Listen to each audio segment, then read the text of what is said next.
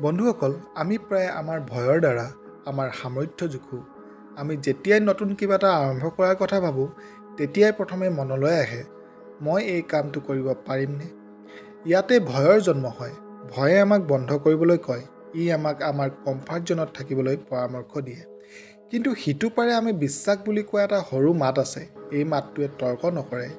ই আপোনাক কেৱল চেষ্টা কৰিবলৈ পৰামৰ্শ দিয়ে। মনত ৰাখিব, অসম্ভৱ আৰু সম্ভৱক পৃথক কৰাৰ এটা সৰু প্ৰচেষ্টাহে আছে। কোনোবাই প্ৰকৃততে নকৰালৈকে পৃথিৱীৰ যিকোনো কামেই অসম্ভৱ যেন লাগে। গতিকে ভয়ক আপোনাৰ উপদেষ্টা হ'বলৈ নিদিব, কিন্তু বিশ্বাস আপোনাৰ সংগী হওক। কাৰণ ভয়ৰ ওচৰত বলি হোৱাসকল সংকুচিত হয় আৰু ভয়ৰ বাহিৰত চেষ্টা কৰাসকল ইতিহাস হৈ পৰে। বন্ধুসকল, যদি ভিডিঅ'টো ভাল পালে লাইক, শ্বেয়াৰ এণ্ড ছাবস্ক্ৰাইব কৰি মোক লগতে মোৰ চেনেলটো আগবাঢ়ি যোৱাত যেন সহায় কৰে। ধন্যবাদ।